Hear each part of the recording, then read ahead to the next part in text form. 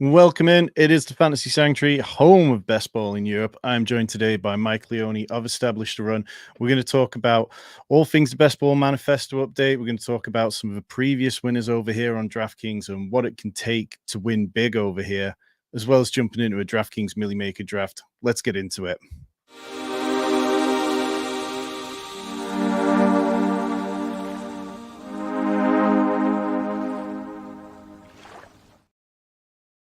Mike, we were chatting just before we came on, saying that there just isn't enough time in the off season anymore because best ball is just so relentless. Like, if you had another month, say, to do absolutely anything you wanted when it comes to best ball, would you spend it diving into data from last year, or would you spend it drafting as many teams as possible? I think I'd spend it drafting. That's where I feel most behind is the drafting. Spent a lot of time on the manifesto update this year and already feel, a little bit behind in terms of the amount of drafts I want to do. Was there any one thing in particular in the manifesto update that kind of really surprised you more than anything else? I looked at in the last part of the update, kind of combining looking at wide receiver investment and how that affected things with running back investment and broke that down in a few different ways. So I think what's interesting is like zero RB overall has these really good rates, but if you break down some of the early RB strategies while still being good at wide receiver, those rate out pretty well too. And then I think just trying to think through how to apply that to this year with the wide receiver ADPs going a little bit earlier. I think the hero RB stuff came out really well. We're going to draft a DK team today, I believe. And that's where I think the hero RB also like plays in really well with this year's landscape, where the wide receivers you can get rounds 7 through 9 are a little bit better than you might be able to get on underdog. Yeah, I definitely agree with that. You can definitely see, particularly like the rookie tier and the second year guys, particularly now Jordan Addison, but JSN, it just felt like you had a little bit more room to take a detour or so. And one thing I've been doing over the last week or two is looking back at previous DraftKings Milly Maker data, try to find anything. And because they don't open up the data in the same way Underdog do, it's very hard to take solid conclusions.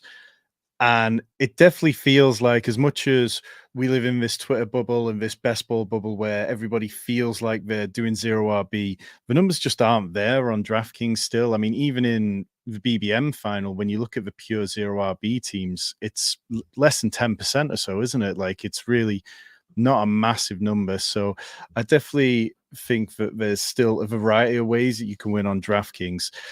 Before we jump into a DraftKings best ball draft, these are the three previous winners from the last few years. So in 2021, we've got Felix. Shout out to Felix, one of the nicest guys around. Of course, his team had Najee Harris on it. It was a 3 QB, 5 RB, 10 wide receiver, 2 tight end build. You can see the kind of stacks and correlations there highlighted a little bit. He didn't go all in on week 17, but I know from speaking to Felix that he was conscious of the Bucks playing the Jets, so he wanted guys in that game. And he came to it from a DFS background. So it was a thought for him, but it wasn't something he was really prioritizing. 2022, this team, the 4-6-7-3, is probably one of the most confusing winning teams I've ever seen. It just ran pure in so many ways. Like, you had Russell Wilson skinny stacked with Jerry Jeudy. Then you had a triple stack of Eagles players, but without Jalen Hurts, Kenneth Gainwell, AJ Brown, Devonta Smith, and then nothing else. Like, multiple players, Jacoby Brissett and Jordan Love, who gave virtually nothing. And then 2023 came around, and this is a team which feels much more like the kind of team that a lot of us out here watching streams of best ball in the middle of July are trying to build. You get 3-4 small stacks with Dak, CD, Nico, and Stroud, and then also stacked Stafford with Akers and Kyron. So there was a lot of thought that went into this one. Three vastly different teams, oh Mike. Like, can you take away anything from looking at these three individual teams? Yeah, I do think, kind of piggybacking what I was saying before, you do see an element of all these teams took at least one running back early still, but then we're able to pound the middle tier wide receiver rounds where you get the breakout, especially that 2021 team. You get Cooper Kupp, Amon-Ra. Those were like fourth, fifth, sixth round type picks that year. Yeah. and Chase. I didn't even mention Chase. Like, just absolutely like Godwin. And I'm assuming Chubb was the round 1 or 2 pick there. It's hard Yeah, for I'd me to imagine remember so. but you get and then you kind of see that again with the CMC pick for the 2022 team going hero RB. Then you get AJ Brown, Mike Evans, Devonta Smith, really pounding wide receiver, those mid-tier rounds. Alex did it in like a different route where he took the wide receivers first to get this CD Devontae Adams start. But you've still got JT, Aaron Jones, Pacheco in there, and not all those guys hit, but you see Pacheco's in there in the final roster. I think that just speaks to the wide receivers going a little bit later on DraftKings. So they're like more important on DK with the full PPR on the bonuses, but they also go a little later, which is interesting for the strategy. So that's something that catches my eye. The other thing is with the 20 round draft, typically taking 3 players at the onesie position is something that you want to do. Some of the hit rates on those 19th, 20th round skill guys are so low that it's worth just building a little bit more security at those positions. Yeah, I definitely agree with you. This year, I've been building more 3 tight end rooms than ever before, despite the fact that we've got what feels like a really nice class of elite, semi-elite tight ends. It just feels like there isn't the advantage on DraftKings that there is compared to Underdog in building quite as fragile of that position. Like, looking back over the last few years, 3683 has just been the roster construction that's absolutely dominated. Like, 2 years ago, it was like 50% of the finalists, and then last year it was like 60%. So I still mix in plenty of the 2 QB builds when it feels right, but I just don't think we need to force it in any particular way.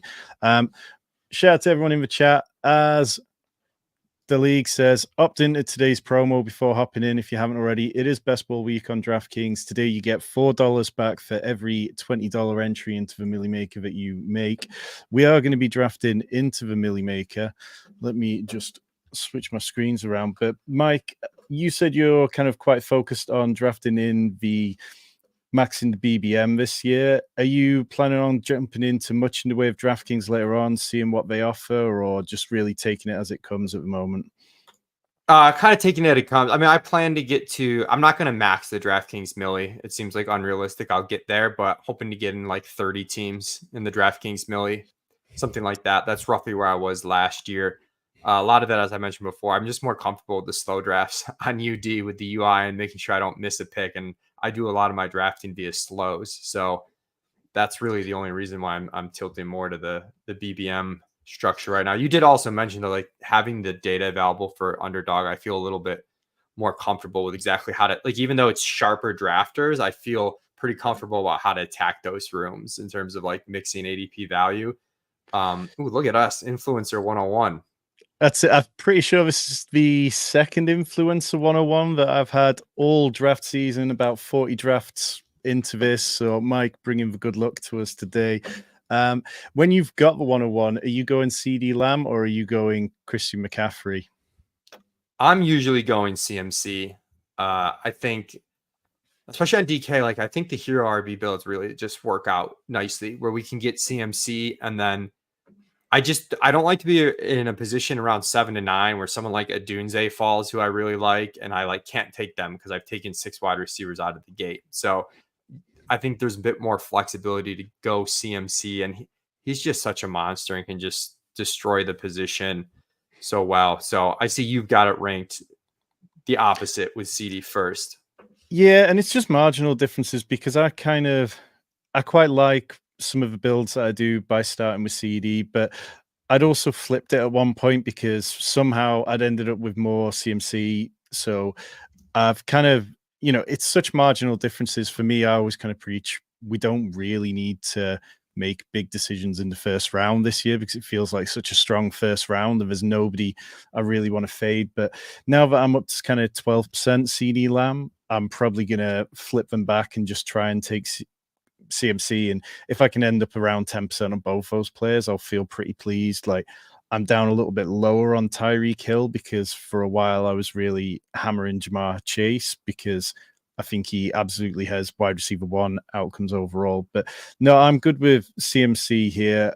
I think it's just sorry, go on, Mike. I do see your point though with the Lamb builds where like quite often you can get Devontae Smith for the week 17 correlation, and then Dak, the quarterback. How have you approached the quarterback stuff on DK? Because it seems there they go earlier, which yeah, I don't tend to end up taking a lot of Josh Allen. It's just like I take Josh Allen when he falls, which sometimes he's been doing lately.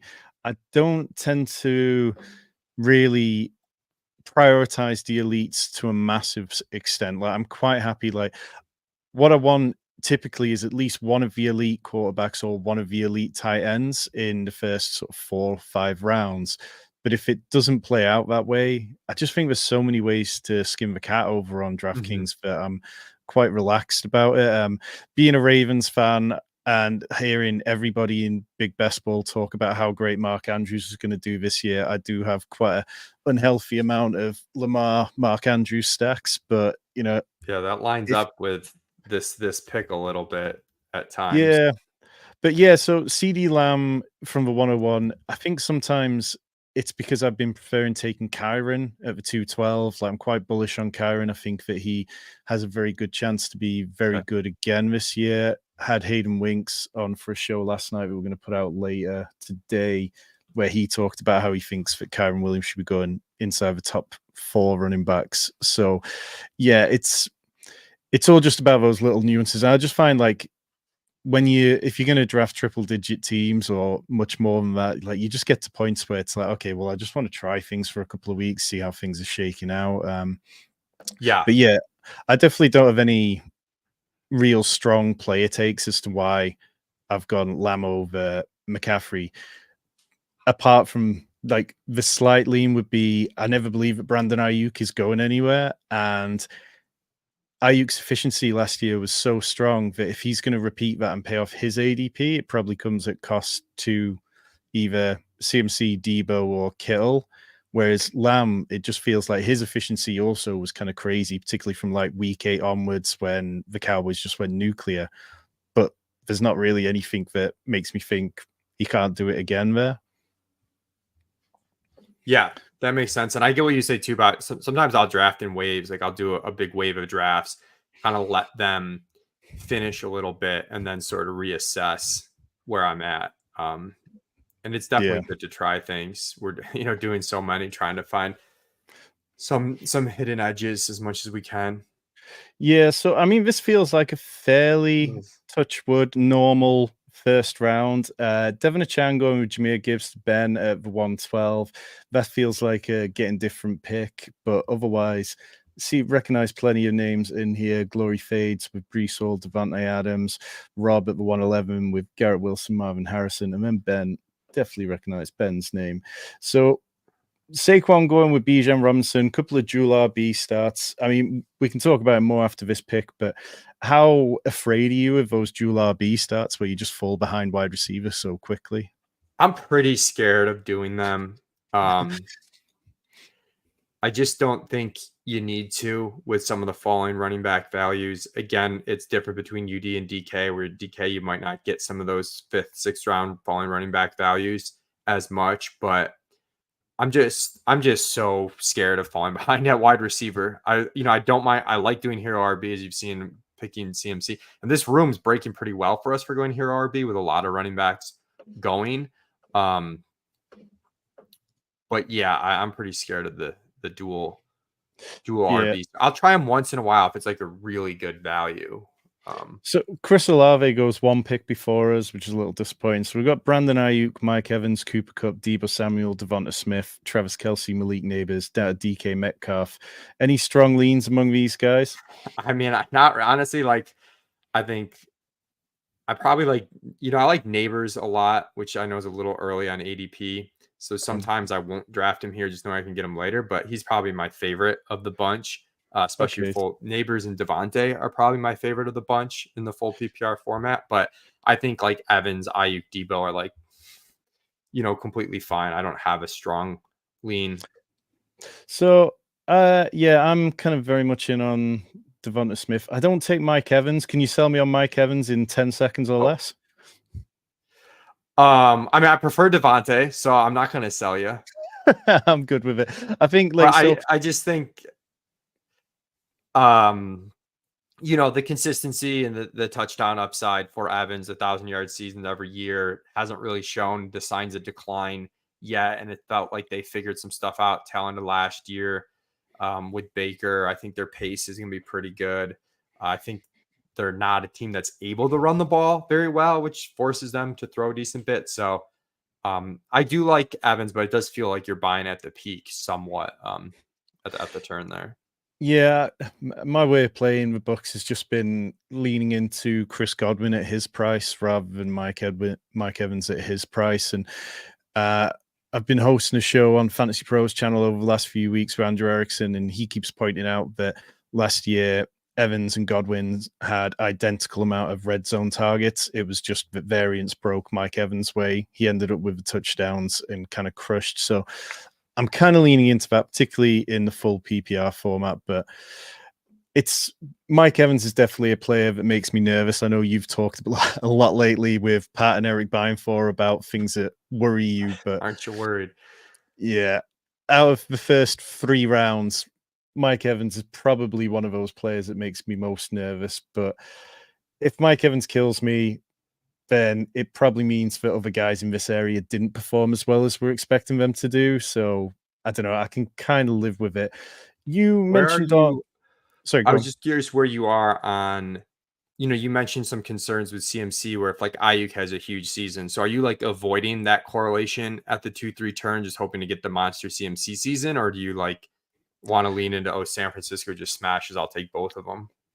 So I've been more typically leaning into CMC and Debo. Like I'm a big Debo sympathizer. Like it's weird. A couple of years ago when we were all hoping and praying for the Trey Lance breakout, I was stacking Ayuk with Trey Lance at every opportunity because it felt like that downfield play would really match up with the way that Trey Lance just, bombs away.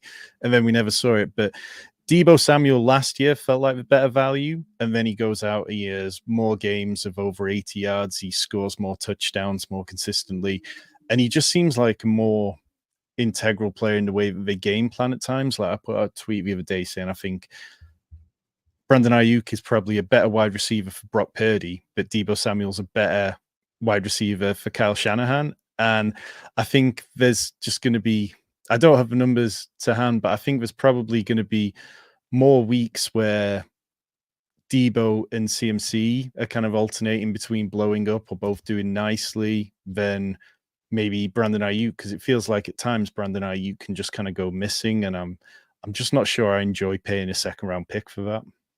Yeah, no, that's fair. And I think too, the full PPR format, like you don't want to get too granular, but it does hurt Ayuk a little bit, where you're not getting these volume numbers. I mean, arguably you could say the same thing, I guess, about Devontae Smith, but I think there is a bit more volume upside for him in the Philly offense than Ayuk in the San Francisco offense, ironically. Yeah, I mean, I know opinions have varied on Kellen Moore over the years, but I think the one thing which has been pointed out over established to run plenty is that he tends to run at a good pace, and I'm just plenty excited for that. I think Dallas Goedert is a hard player to project for this year, but I feel plenty fine thinking that there's still room for Devonta Smith to take another step forward. So far, this room playing out not too crazy for DraftKings. We've got Lamar stacked with Zay Flowers, Achan, and Gibbs at the 12 spot. Josh Allen goes at the 405 as QB2. Then Mahomes stacked with Kelsey, Jonathan Taylor, and Justin Jefferson to the team at the 107. We're 2 picks away. Jalen Hurts is falling. We tend to see one pick. Oh, the Hurts snipe. I mean, Yeah, Hurts would have been amazing. I'm a pretty big Christian Kirk fan still, even though with him coming up, I also am a huge Trevor Lawrence fan, so it sets up some flexibility later. yeah, I'm I good like with that. Christian Kirk. So we take Christian Kirk for our first pick. Who'd you like for a second as we kind of look down here? I guess the question's like, do you take one of the tight ends now or hope to get really lucky at the next turn? I'd probably lean Kincaid here, but I don't know. I'm not huge on Pickens, but I mean, it's okay. ADP value here. Yeah, I'm not wild on it. You know, like I take too much Mark Andrews and I don't take enough Dalton Kincaid. So being that we're drafting with yourself, a Bills fan, that kind of sets up nicely. How are you dealing with the Bills in general? Because obviously Josh Allen goes all not quite as high as he was last year when the quarterbacks really got pushed up. He did have 15 rushing touchdowns. He was a very different player between the two kind of offensive schemes that were there. But now the only other player who's kind of really pushed up is Dalton Kincaid, and obviously James Cook is still in those first sort of 6, 7 rounds. But are you drafting a lot of Josh Allen? I wouldn't say a lot, but I do think Allen and Hurts provide some opportunities where they go right now, cheaper than last year, where they still have these seasons in them that they could blow the rest of the position away. So I'm okay taking them. It can be tough to figure out the stacking. I mean, Hurts would have been a dream to stack with Devonta Smith at the turn there, so that was frustrating. But sometimes with Allen, an underdog, Kincaid's been slipping a little bit more, where you could at times get him later in the 5th round. So if you get Josh Allen on that somewhere in that 3-4 turn, you can maybe get Kincaid there. Keon Coleman's been slipping. So this stack has been more achievable the last couple of weeks, or at least it seemed to me it's been. And I don't have like any huge Bills takes. I think like the receiving options are all priced about where they should be. So I guess Coleman's my preference of the bunch, just taking on the rookie upside and him being a bit cheaper than some of the other rookies out there. Like he's quite a bit cheaper than Ladd, in my opinion. I think he's got a lower floor than Ladd, but I think Yeah. ceiling wise, it's the same. So over the weekend, I was at the UK Fantasy Football Convention and got cornered by a rather drunk Bills fan. Shout out to Az, who is very high on Khalil Shakir. Are you high on Khalil Shakir? Because I mean, he showed out in a good way down the stretch last year, but it's quite a limited sample. We know that Curtis Samuel has the history with Joe Brady. We know they invested good draft capital into Keon Coleman, and obviously Dalton Kincaid is expected to take a leap. Yeah, I'm a little bearish, I guess, on Shakir. I think they're all fine at their price. Shakir was so awesome from a per target standpoint, but I'm just worried they don't see him having a role expansion that a lot of people think that he might with Stephon Diggs. They bring in Curtis Samuel, they draft Keon Coleman, Dalton Kincaid's a 2nd-year player. Like arguably on raw talent, Shakir's 4th in line there.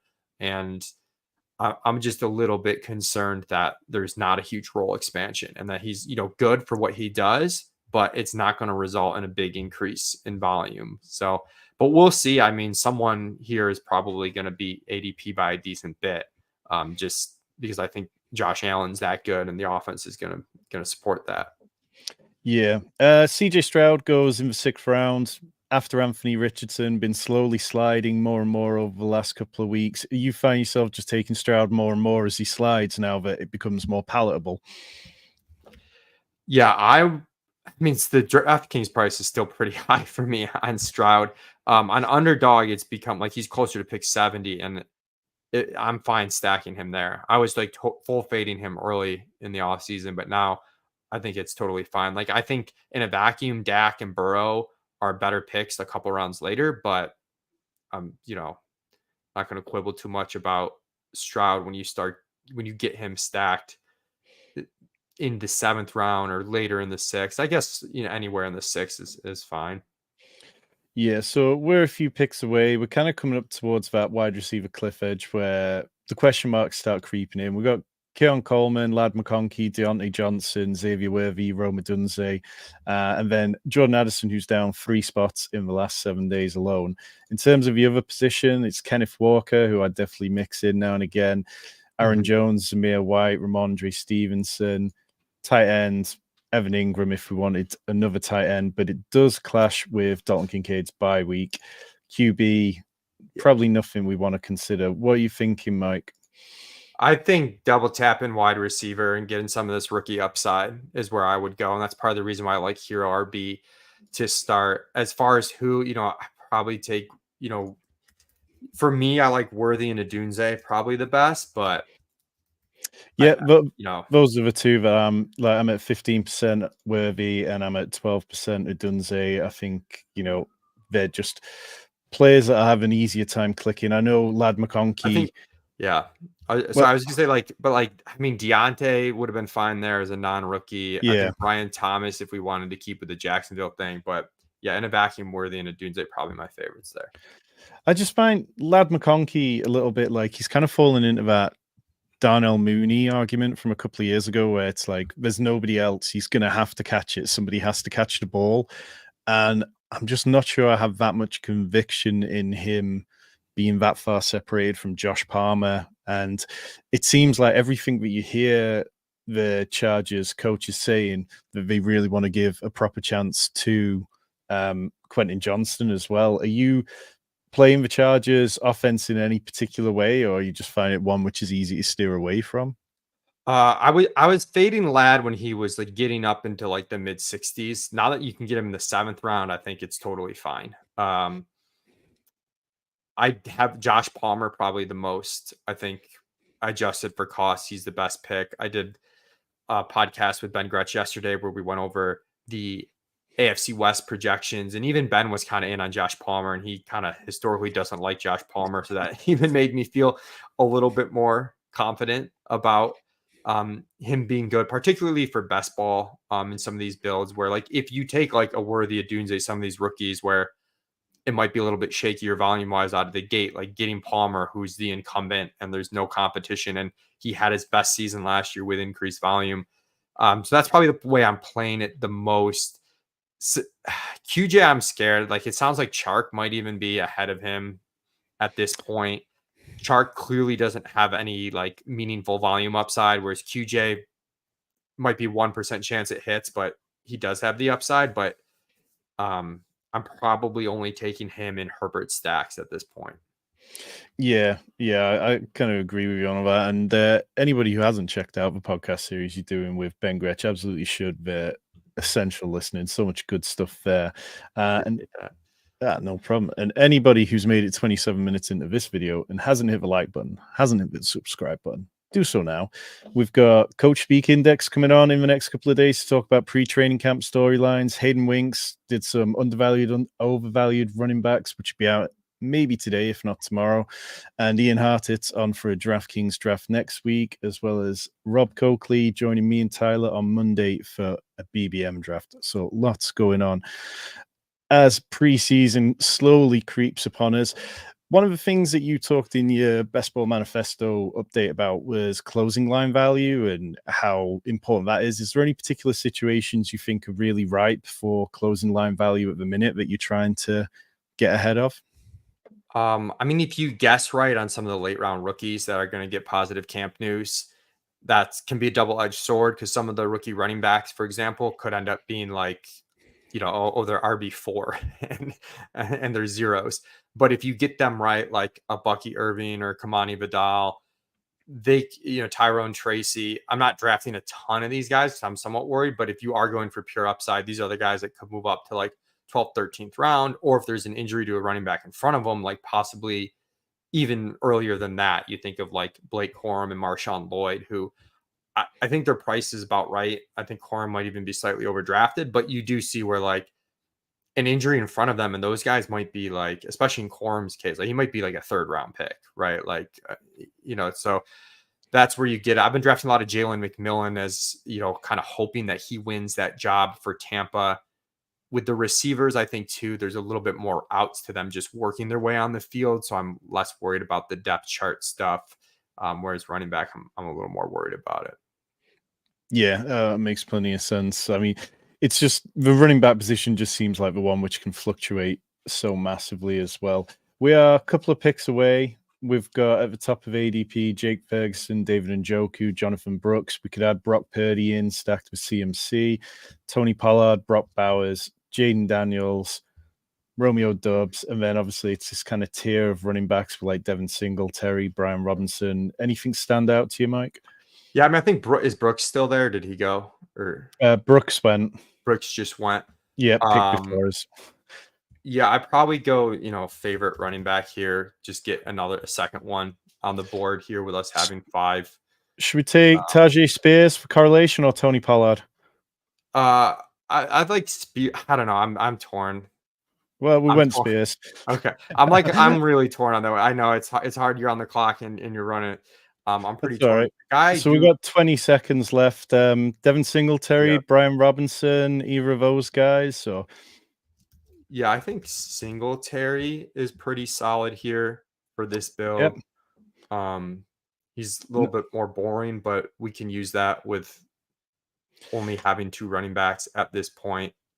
Yeah, I And these think when are you kind of the structures that I like where we arguably could have still hit receiver, but I like keeping some backdoor stack options in case we get sniped. We're going to be crossing our fingers on some QBs fall into the next turn. So, by not yeah, filling out wide receiver there, we keep the backdoor stack options available.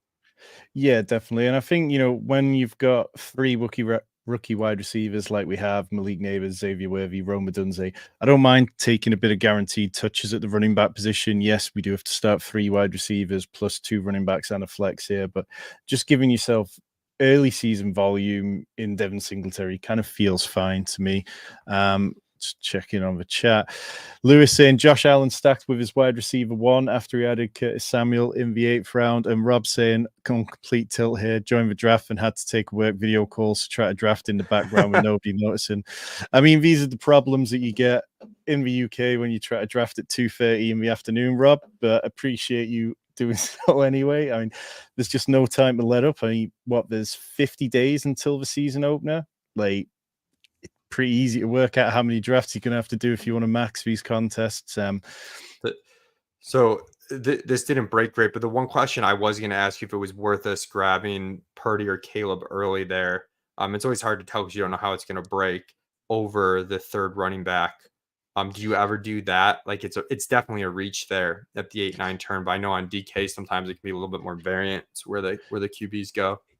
Yeah, I'm kind of fine reaching for the stack on those guys, particularly if it's on an offense that we're kind of banking on being high power. And I know Caleb Williams is just a rookie, but I feel really strongly that he's probably got the best surrounding situation for a rookie quarterback in a very long time. And then in terms of Purdy, yeah, just like job security, high powered offense, as long as the offensive line stacks up, then everything should be kind of fine there, even if Brandon Ayuk was moved on. So I don't mind doing that. I think with 20 rounds, there's enough kind of ways that I tend to feel comfortable seeing what can shake out.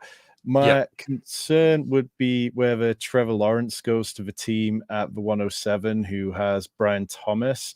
Outside of that, the team at the 102, who has sniped us a few times on guys we would have liked, like Jalen Hurts and then Jonathan Brooks, they do have 2 QBs in Jalen Hurts and Jaden Daniels, but never say never on DraftKings.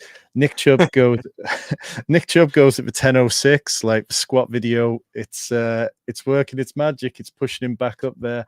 That team is, however, building a 2-6-1-1 through 10 rounds. So Justin Jefferson, hero wide receiver builds with then Jonathan Taylor, Travis Kelce, Mahomes, Rashad White, Alvin Kamara, James Conner, Dak Prescott, Tony Pollard, and Nick Chubb. It's not something I would do, is one thing we could say about that. But otherwise, yeah, the rest of this, plenty of nice structures, plenty of teams that seem to be stacking quite all right. I feel like we must have a good few friends and family in here. Oh Trevor my Lawrence goodness. We're does getting go. I've the last 2 streams I've done have just been brutal playing like the QB value game and trying to get the stack. Do we have is Palmer available or did he go? Josh Palmer.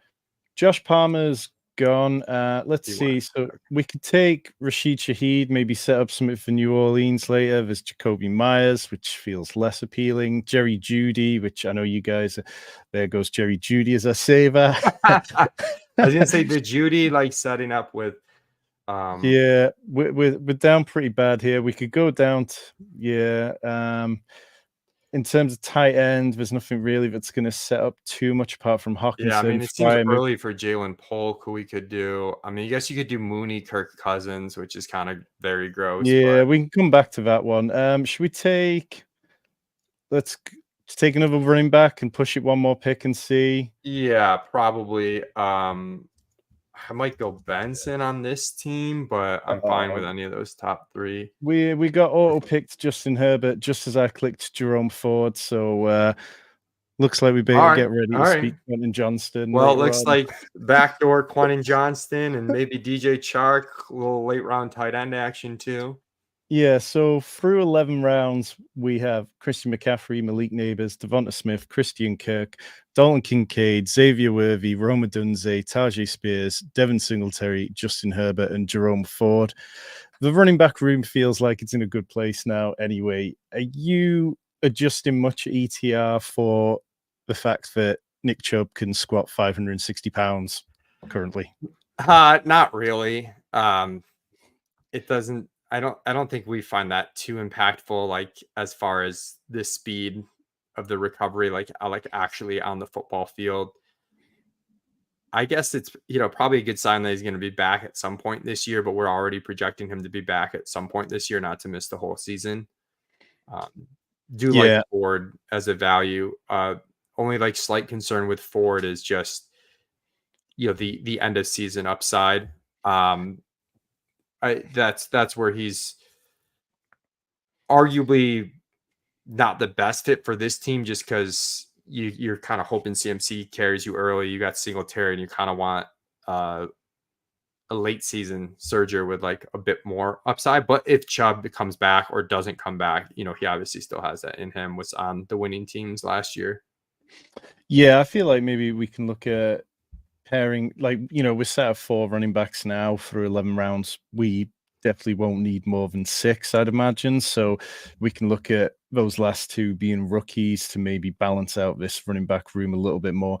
Do you ever find yourself going up to 7 running backs on DraftKings? I know that you talked about in your manifesto update that sometimes 7 running backs on Underdog was beneficial. If I'm doing like full zero RB, I will. On a CMC team, I'm probably not going to. I think I'd rather, secure those onesie positions with 3 or take some more wide receiver stuff. And obviously we've got to make some stack stuff work. What's there at QB? Sorry, it's hard for me. Yeah, no problem. So we've got Aaron Rodgers, Geno Smith, Deshaun Watson, who we could start with Ford, which isn't incredible. Will Levis, which would correlate with Tajay Spears. We could take Jalen Polk maybe at this turn if he doesn't get sniped before then, and then look to take Drake May later on, which would also act as a bring back to Justin Herbert. So, obviously not ideal for the quarterback situation, but 2 offenses we're betting on being good. And then obviously JJ McCarthy, Bryce Young, Daniel Jones, Bo Nix before we get into the desperation Nick's like level. an emergency guy. We could do Watson with Ford and then maybe take like Elijah Moore real late too, just to like. Yeah. And then, do you want to? We could take, pending what happened. Deshaun Watson, of course, goes off the board, and then Jalen Polk goes off the board as well. We could take Quentin Johnston just to give ourselves some form of stack here with Justin Herbert.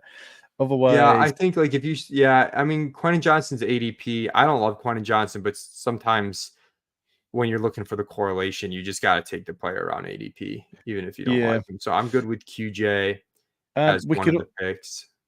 We could also throw into this range, What about Kirk Cousins is off the board. Leggett. We could do just go another rookie wide receiver, and we got Bryce Young, and that's like at ADP Bryce Young potentially. Yeah, so I think now we've definitely got a couple of outs here. I just this one has been a brutal draft for the snipes, as This Is Fine says. The QB snipers have been brutal. Feel like the casuals of here have started reaching for my QBs the last few days. I felt that too, and that's where like hindsight's 2020, but like as I keep experiencing these rooms, I might have like just taken Caleb over one of those running backs at that Singletary Tajay Spear. I think at the time I was in on it, so I'm 100% being hindsight biased here, but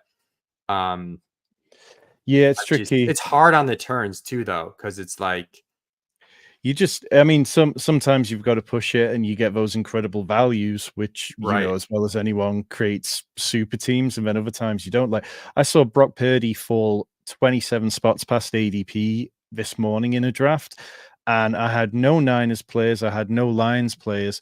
But I was like, you know what? I'll take him and just slap something on there to make sure that it's stacked to an extent. I think I ended up putting him with Elijah Mitchell because I was like, I can't let Brock Purdy fall 3 rounds to somebody who's got Ayuk, Debo, or Kittle or something. So yeah, it's definitely a balancing game. I mean, looking back there, even with Purdy and Williams going, I still felt like Trevor Lawrence would make it back to us. And then Deshaun Watson going 2 picks ahead of us, Jalen Hurts going 1 pick ahead of us. I mean, that team is correlating that with CeeDee Lamb as the bring back, but then that no stung other for sure. That players. would have been nice. It would have been nice to get it out of the way early in these DK rooms. But we've also got like, I mean, Danny Dimes. I know there's like end of season risk, but sometimes when I get in this spot, I tell myself the story like we got Malik Neighbors. We're banking on this passing offense being good. We can go there. So he's someone too that we can consider if we're not able to pull off like, that might even be better than pulling off the emergency Knicks or Drake May stack right now. Yeah, definitely. So, in terms of our team, we're sitting on a 1-4-7-1. So, the other position we probably want to consider in the coming rounds is tight ends. We've got like Hunter Henry, Isaiah Likely, Jonnu Smith, Noah Fant, Tyler Conklin, Juwan Johnson, Jatavian Sanders, who I really need to stop clicking because I'm at like 15%. Oh well, you might be clicking them in this draft. I hope you know that. I mean, depending on what the drafter ahead of us does, we could always look later on at Drake May stacked with Hunter Henry. Hunter Henry's right around ADP here. Do you feel like you want to be looking more at the tight end position? I think I would be QB tight end here. Like get Bryce, and if Hunter Henry was there, and then hope that one of Dimes May comes back. I don't know if did May go. No, Hunter Henry went. So May is probably the next pick, but I'm not sure the team ahead of us will let that happen. But should we lock in Bryce Young and then? I'd lock in Bryce for sure. I'd want to see it, and then I'm probably still going tight end here, unless there's. I don't know. I mean, I don't mind a Conquo. We could probably get that later. I might wait on tight end actually. I don't know, and just go. Yeah, I think we can probably push that. So I mean, a wide receiver, we could take Michael Wandale and really hope to get the Giants stuff, or we could go at running back like Ray Davis. We mentioned like getting a rookie in there. Yeah. So there's Bucky Irving, Ray Davis, or Elijah Mitchell. I like Bucky. I'd go Bucky or Ray Davis, I think, here. Let's go Bucky for the week 17 correlation with Carolina. Tampa Bay, Carolina. Yes, we've got Bryce Young, Xavier Legette, and Bucky Irving. So we need the young'uns to kind of come good for us there, but it feels possible. It feels like we kind of dug ourselves a little bit out of the hole on that one because it's not been an easy one. Starkindler saying Double O Beaver is trolling you all. I mean, it feels like that. The Jalen Hurts pick, I'd take Jalen Hurts there if I had CeeDee Lamb. You're getting that correlation, but I probably would have prioritized getting Dallas Goedert later on, who they let slip by him, at least there. He took Brooks on us too. Brooks was our clear pick there. Yeah. Just good drafter. He's taking that falling value. It's hard. Like sometimes you get that guy in front of you, and sometimes when you don't, the teams can turn out amazing. So yeah. Lewis in the chat saying, got a very unconventional Purdy stack with Kittle and Pearsall. What are your thoughts on Ricky with the Ayuk trade rumors? Is he somebody you guys have pushed up at all in rankings, or are you just playing this but you kind of expect slightly? I really don't think I don't think Ayuk's getting traded. I put it at like maybe 10%, I think it's pretty low probability. I do think like Pearsall obviously has some contingent upside. There's a few guys that could get hurt. And generally, I like to look, he's got the draft cap when he's on a really good offense.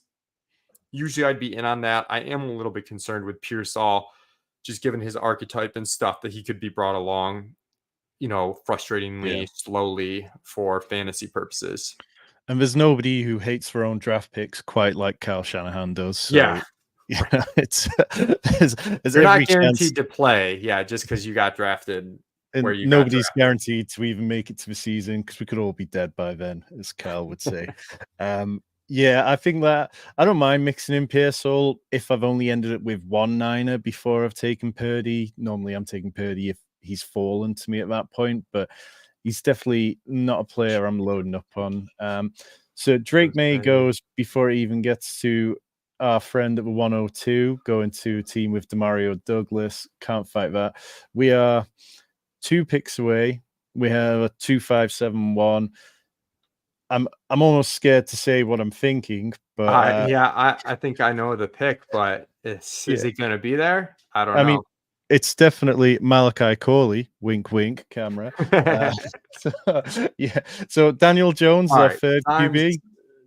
Yeah. I mean, we got a different buy. Okay, yeah. Herbert's 5. I think we got 2 at 11, but that's fine. Yeah. And then what's tight end looking like? Tight end, Mike Gesicki, Juwan Johnson, Jelani Woods, Jatavian Sanders. So we definitely want one here. Any of those guys you particularly like? I like Juwan probably the most here. I know he's hurt now, but I think, we've got an early tight end pick. I think end of season upside, and then, hoping to get Jatavian Sanders with the stack on the next turn. Yeah, so I mean, Juwan's the same buy as Kincaid, which maybe it's slightly problematic, but I feel like overall quality-wise, he's better. So you're happy with Juwan, and then we'll figure out a third one later I'm on. happy with that. I'm okay. I mean, we know we're taking a third, so I'm okay with the buy overlap. And I'm also like a little bit less worried about it tight end anyways, just because it's the floor is so low anyways. Like it's like, oh, if we take a similar player to Juwan Johnson who doesn't have the buy covered, his median expectation that week still, I don't know, 6 points or something. It's not like a quarterback buy where your median expectations like 18 points. Yeah.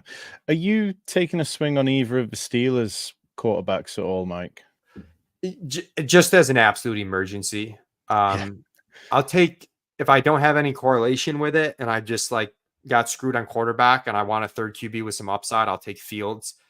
If it's more of like a floor play and I've got some pass catcher correlation, I go Russ. That's sort of the way I've been playing it. But I've got like 2% of each of those guys. I don't have a lot.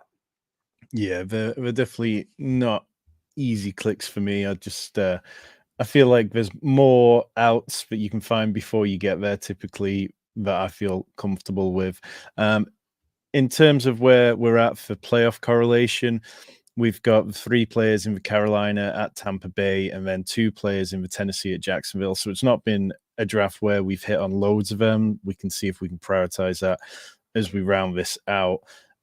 If you're looking at these tools, wondering what they are, these are the Spike Week overlays. You can get 40% off all Spike Week products by hitting the join button down below. Get my best ball rankings, Rich's dynasty rankings, trade calculator, his 200-page rookie guide, which is astoundingly good, and much, much more.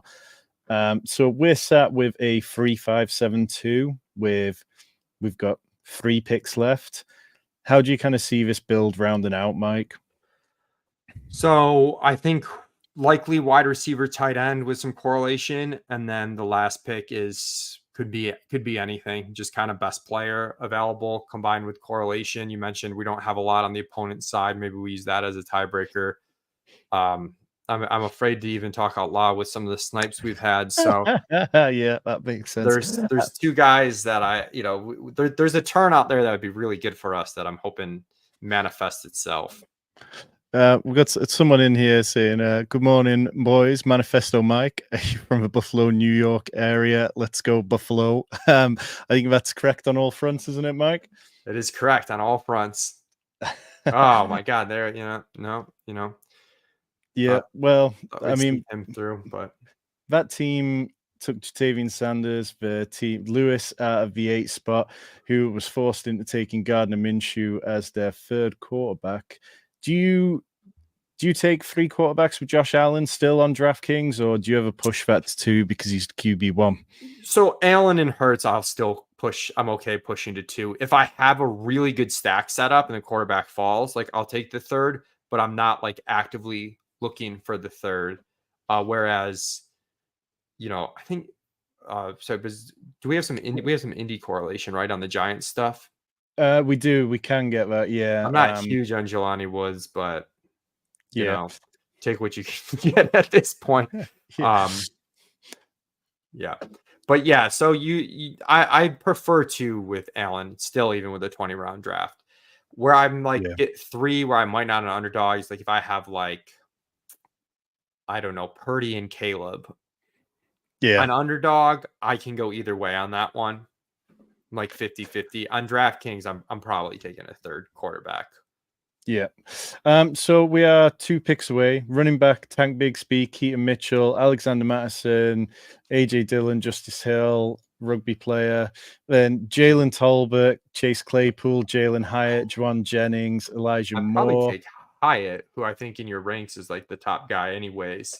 Yeah, I quite Um, like Hyatt. I think, second year wide receiver feels fine. what And do we got at tight end then? tight end, I mean, Uh, Jelani would make sense for both the bye weeks and for week 16 and 17 correlation. Outside of him, Colby Parkinson, Gerald Everett, who I'm a bit higher than most people, Theo Johnson, Zach uh Ertz. I'd probably take I don't have much Jelani. I just think it's gonna be such a split, but I don't know. At this point, I might take him or like I don't know, like Hayden Hurst or someone. We could take Hurst Hayden or Hurst. Yeah, I Hurst mean, or I don't know if it's I was Jelani. talking with Gretch. I don't know if it's like Hurst or God, who's the other one they signed from 2, Seattle? 1. Oh, you Hurst take is fine. Jelani. Hurst is fine. I went Jelani. I just, Okay. But yeah. we were Who did talking. we? It was like, do you take Hurst or do you take Disley as your Chargers tight end? Sort of. I Um, I've been taking a bit more Hurst, mainly because of familiarity with Greg Roman. Greg Roman was with Ravens when they drafted Hayden Hurst, and I know that Hurst had a messy concussion last year, and there were doubts about whether he was going to play again. But I just kind of lean towards that, and I don't mind taking shots on either of them though, because in 20-round format or in FFPC tight end premium, when you're really scraping for a fourth tight end, because the touchdowns just are all that really matters at that point sometimes. So yeah, I yeah. don't mind Disley, but I think I just end up leaning slightly towards Hurst, and part of that is probably because of the shirts hanging behind me and knowing more of I'm Hayden slightly Hurst. leaning on Hurst right now too. Is there anything that, like, out of that series that you've been doing with Gretsch that has kind of like hit you in the face and kind of just really surprised you about a team that you hadn't considered beforehand? Um, I think for the Chargers, we just did that one that our initial projections were like low on the running back targets. So some of the running back target stuff sounds boring, but we're a little bit behind ADP on the Chargers guys, but I think we'll move a little bit closer as we add some running back targets there.